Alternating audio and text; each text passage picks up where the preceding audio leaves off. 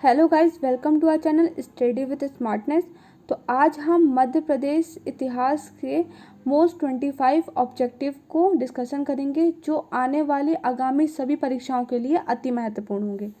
तो पहला क्वेश्चन है हमारा, पुरा पाषाण कालीन निम्न स्थलों में किसका संबंध मध्य प्रदेश से है। तो आपके ऑप्शन है ए अग्नि, बी कुंडाला, सी लोनारा की डी उपरोक्त सभी। तो आपका सही आंसर होगा उपरोक्त सभी, डी। इसके अलावा आप नोट कर लीजिएगा कि मध्य प्रदेश में अग्नि, कुंडाला, बाग, विला, धसान, चंबल, बेनगंगा, सोन, नर्मदा, बेतवा आदि अन्य घाटियों से भी पाषाण काल के अवशेष प्राप्त हुए हैं। तो आपका सेकंड क्वेश्चन है, मध्य पाषाण कालीन आदमगढ़ शैलाशों के खोजकर्ता कौन है। तो आपके ऑप्शन है, option A B B Mishra, B B B Lal, C R B Joshi की डी, इसे आप डी कर लीजिएगा, डी एच डी सांकलिया। तो आपका सही आंसर क्या होगा।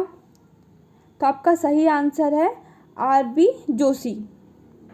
इसके अलावा अन्य फैक्ट आपको यह है कि आदमगढ़ शैलाश्य से ही मानव के पशुपालक होने का साक्ष्य, प्रथम साक्ष्य मिला है और साथ ही साथ मानव शव के साथ कुत्ते के दफनाए जाने का प्रमाण मिलता है कि मानव के शव के साथ कुत्तों को दफनाया जाता था। तो आपका एक क्वेश्चन ये भी पूछा जा सकता है कि किस शैलाश्य से मानव के पशुपालक होने का प्रथम साक्ष्य मिला है। तो आदमगढ़।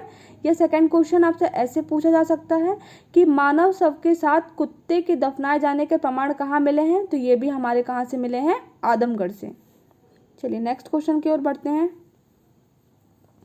तीसरा क्वेश्चन है, एरन सागर का संबंध किस काल से है। तो आपके ऑप्शन है, पहला मध्य पाषाण काल, बी महापाषाण काल, सी नवपाषाण काल कि डी पुरा पाषाण काल। तो आपका सही आंसर होगा सी नवपाषाण काल।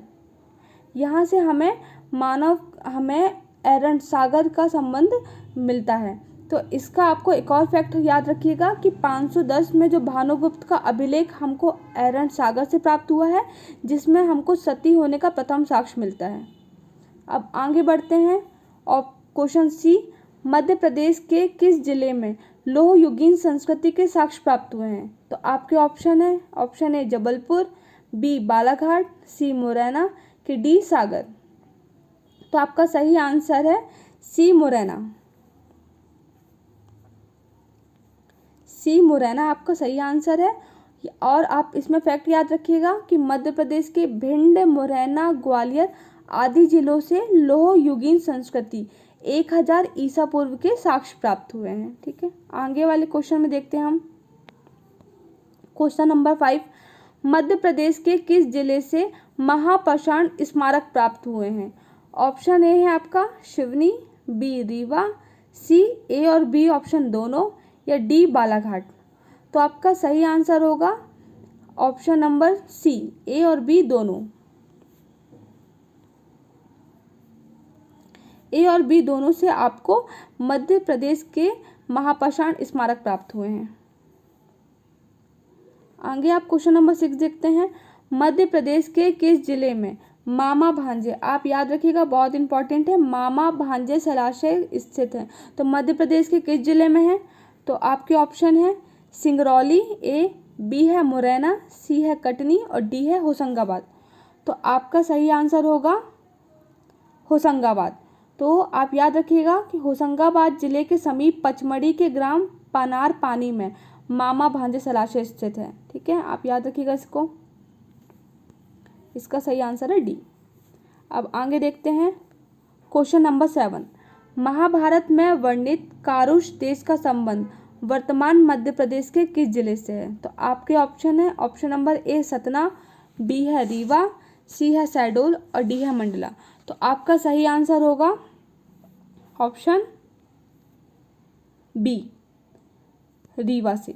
तो महाभारत में वर्णित कारुष देश के कारुष वंश का जो संस्थापक थे वो राजा मनु के पुत्र कारुष को माना जाता है। याद रखिएगा, आपसे पूछ सकते हैं कारुष किन के बेटे थे। तो वो राजा मनु के बेटे थे।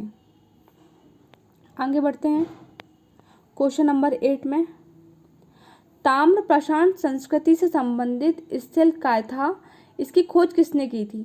तो आपका ऑप्शन नंबर ए है बीबी लाल, बी है आर.बी. जोशी, सी है वी.एस. वाकड़कर और डी है अरुण सोनकिया। तो आपका सही आंसर होगा option number C, V S. Wakankar. तो याद रखिएगा, जो उज्जैन है के समीप काली सिंध नदी के दाएं तट पर कायथा ताम प्रशांत संस्कृति का प्रमुख स्थल है और इसकी खोज वाकड़कर ने 1964, याद रखिएगा 1964 में की थी। फिर याद रखिएगा ताम प्रशांत संस्कृति के अन्य स्थल भी हैं, जैसे फर्स्ट है आप याद रखिएगा नावदा टोली, नावदा टोली जो कि कहाँ आपका है, मालवा। सेकंड याद रखिएगा महेश्वर, ये कहाँ पर है, नागदा। थर्ड याद रखिएगा एरन, ये कहाँ पर है, सागर। फोर्थ याद रखिएगा मनौती और पांचवा है हमारा इनाम गांव। ये सभी स्थल ताम प्रशांत संस्कृति से संबंधित हैं। अब अपना 8वां क्वेश्चन देखेंगे कि मध्य प्रदेश के खंडवा जिले का प्राचीन नाम क्या था। तो आपके ऑप्शन है टुंडीकर, बी है मानधाता, सी अनूप के डी त्रिपुरी। तो आपका सही आंसर होगा ऑप्शन नंबर बी, मानधाता। तो मानधाता आपका सही आंसर होगा। प्रसिद्ध इतिहासकार बेवर द्वारा रेवोत्तर नदी को रेवा नदी माना गया, जिससे कालांतर में नर्मदा के नाम से जाना जाता है। ये भी आप फैक्ट याद रखिएगा। नेक्स्ट क्वेश्चन है आपका 10वां, मध्य प्रदेश के किस पुरातात्विक स्थल से नर्मदा मानव एवं विलुप्त हाथी के जीवाश्म प्राप्त हुए हैं। तो आपके ऑप्शन है भीमबेटका, ए, बी है एरन, सी है हथनौरा कि डी आवरा। तो आपका सही आंसर है ऑप्शन नंबर सी, हथनौरा।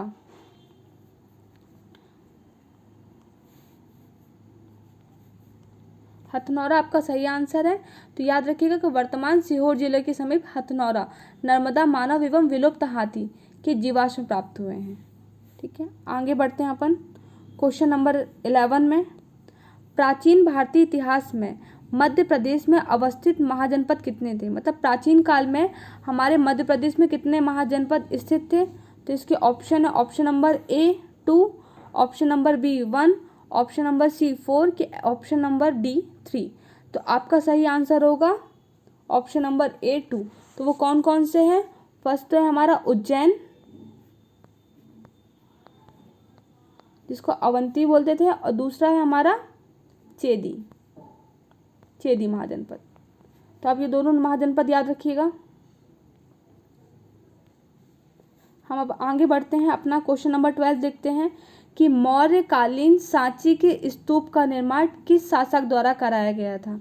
तो आपके ऑप्शन है option number A Bindusara, option number B Ashoka, option number C Chandragupta Maurya, option number D वहदत्त। तो आपका सही आंसर होगा ऑप्शन नंबर बी,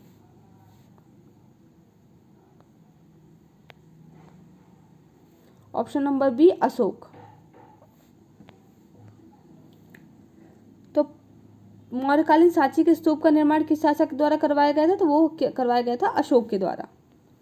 अब आगे बढ़ते हैं, हम अपना नेक्स्ट क्वेश्चन देखते हैं। क्वेश्चन नंबर 13, राजा बनने से पूर्व अशोक किस प्रांत का राज्यपाल था। तो आप याद रखिएगा, मतलब ऑप्शन है आपका ए अवंती, बी निर्माण, सी सांची कि डी विदिशा। तो आपका सही आंसर याद रखिएगा कि आपका आंसर है अवंती। अशोक जब राजा बन रहा था उससे पहले वो अवंती के क्या थे, राज्यपाल थे। चलिए आगे बढ़ते हैं, हम अपना नेक्स्ट क्वेश्चन देखते हैं। क्वेश्चन नंबर 14, सातवाहन शासक यज्ञश्री सातकर्णी के सिक्के मध्य प्रदेश के किस स्थान से प्राप्त हुए हैं। तो इसका ऑप्शन नंबर ए है विदिशा, बी है होशंगाबाद, सी है उज्जैन और डी है सागर। तो आपका सही आंसर है क्वेश्चन ऑप्शन ए विदिशा से मिला है। याद रखिएगा कि सातवाहन वंश के जो अंतिम शासक थे यज्ञश्री सातकर्णी, इनके सिक्के विदिशा बेसनगर से, तेवर जबलपुर से और देवास से भी प्राप्त हुए हैं। आगे देखते हैं हम क्वेश्चन नंबर 15। हिंदू यूनानी शासक मेनांडर के सिक्के मध्य प्रदेश के किस स्थान से प्राप्त हुए हैं? तो आपके ऑप्शन है, option number A Jabalpur, option B Balaghat, option C Balaghat है, ऑप्शन बी छिंदवाड़ा और ऑप्शन डी, इसे आप डी कर लीजिएगा, ऑप्शन डी सागर। तो आपका इसका सही आंसर है option number B Chhindwara. Chhindwara से क्या हुआ है, हमको हिंदू यूनानी शासक मेनांडर के सिक्के प्राप्त हुए हैं। आगे बढ़ते हैं हम अपने क्वेश्चन नंबर 16 में। मध्य प्रदेश के विदिशा में स्थापित नागवंश का संस्थापक कौन था? तो आपका पहला ऑप्शन है ऑप्शन नंबर ए भीमनाग, बी स्कंदनाग, सी बृहस्पतिनाग की आपका ये भी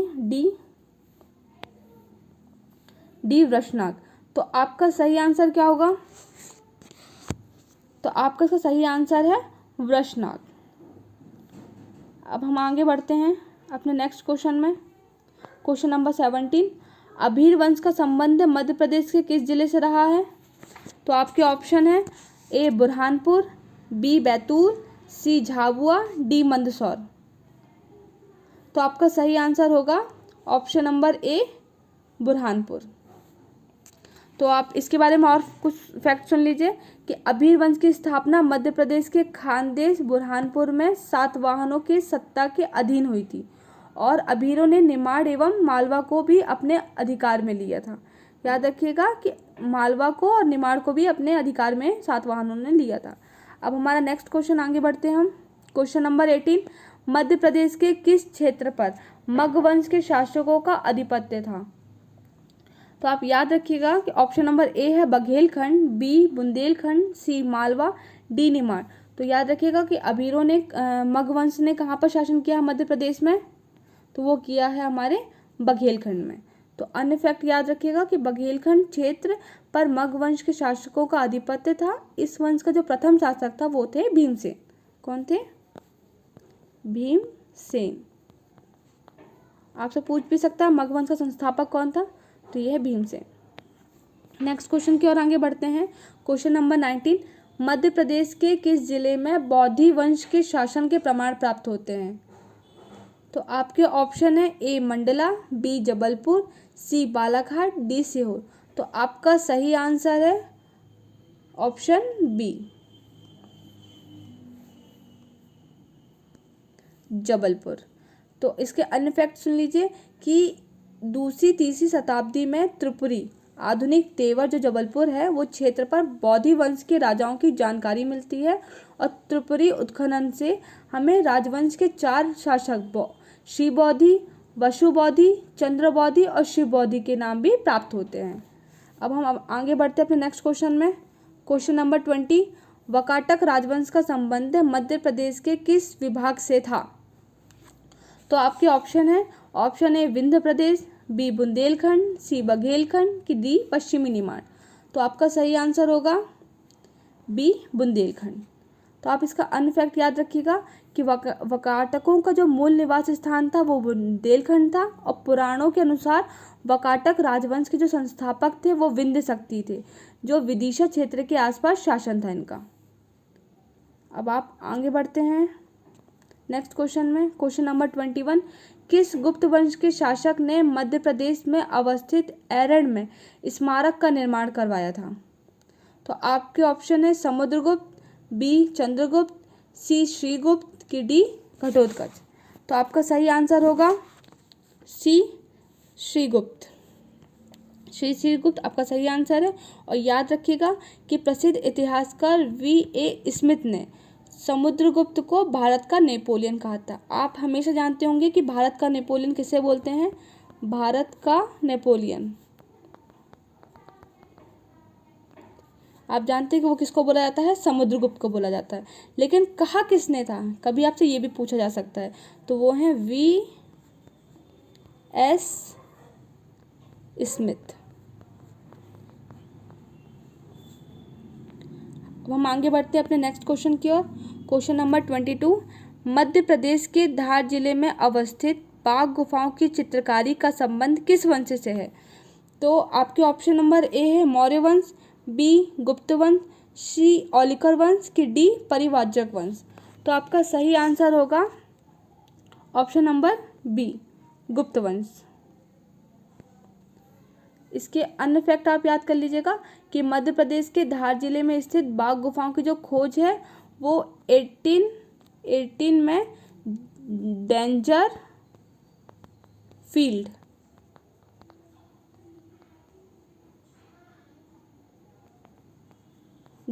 ने की थी। और बाघ गुफाओं के चित्रों की जो तुलना है वो अजंता और एलोरा, जो कि कहाँ पर है, महाराष्ट्र में है, की गुफाओं से की जाती है और इन गुफाओं का संबंध बौद्ध धर्म से है। अब हम हमारे नेक्स्ट क्वेश्चन में बढ़ते हैं। क्वेश्चन नंबर 23, मध्य प्रदेश के किस जिले से गुप्तकालीन स्वर्ण मुद्राओं की प्राप्ति हुई है? तो आपके ऑप्शन नंबर ए है सागर, बी दमोह, सी जबलपुर की डी विदिशा। तो आपका सही आंसर होगा ऑप्शन नंबर बी दमोह में। तो इसका अनफैक्ट देख लीजिए कि ऐतिहासिक साक्ष्यों के अनुसार मध्य प्रदेश के दमोह जिले की जो हटा तहसील है वहाँ के जो ग्राम सकोर है वहाँ से हमको 24 स्वर्ण मुद्राओं की प्राप्ति हुई है। और इन स्वर्ण मुद्राओं में समुद्रगुप्त, चंद्रगुप्त, स्कंदगुप्त के नाम भी क्या होते हैं, अंकित होते हैं। तो अब हमारे नेक्स्ट क्वेश्चन में बढ़ते हैं। क्वेश्चन नंबर 24, नचना कुठार पार्वती मंदिर किस वंश से संबंधित हैं? तो आपके ऑप्शन है ऑप्शन नंबर ए पांडु वंश, ऑप्शन नंबर बी कलचुरी वंश, ऑप्शन नंबर सी शुंग वंश की ऑप्शन नंबर डी गुप्त वंश। तो आपका सही आंसर होगा ऑप्शन नंबर डी गुप्त वंश। और मध्य प्रदेश में निर्मित और हम क्या बोलते हैं, ऑप्शन नंबर डी मतलब गुप्त वंश से हमको क्या प्राप्त होता है, नचना कुठार के पार्वती मंदिर के वंश से संबंधित हमको मिलता है। फिर हम अपना नेक्स्ट क्वेश्चन देखते हैं। क्वेश्चन नंबर 25, सॉरी ये 24 है, आप इसको 25 कर लीजिएगा। भारत के प्रथम स्वाधीनता संग्राम में प्रथम महिला शहीद वीरांगना कौन थी? तो आपका ऑप्शन नंबर ए है रानी लक्ष्मीबाई, बी रानी अवंतीबाई, सी झलकारी बाई कि डी बेगम हजरत महल। तो आपका सही आंसर क्या होगा? तो आपका सही आंसर है रानी अवंतीबाई। हम आगे बढ़ते हैं अपने नेक्स्ट क्वेश्चन की ओर।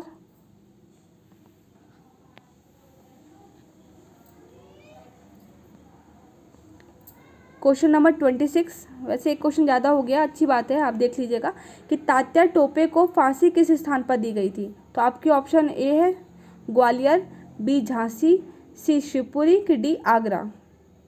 तो आपका सही आंसर होगा सी शिवपुरी। इसका अन्य फैक्ट है कि तात्या टोपे को सरदार मानसिंह के विश्वासघात के कारण पकड़ा गया था और इनको 7 अप्रैल 1859 को मेजर मीर द्वारा पकड़ा गया और फौजी अदालत में मुकदमा चलाया गया, जिसमें अंग्रेजी साम्राज्य के विरुद्ध बगावत के आरोप में इनको क्या दी गई, 18 अप्रैल 1859 को फांसी दे दी गई थी। तो चलिए, थैंक यू। यदि आपको मेरा वीडियो पसंद आया हो तो उसको लाइक करिएगा, चैनल को सब्सक्राइब करिएगा और शेयर ज़रूर करिएगा।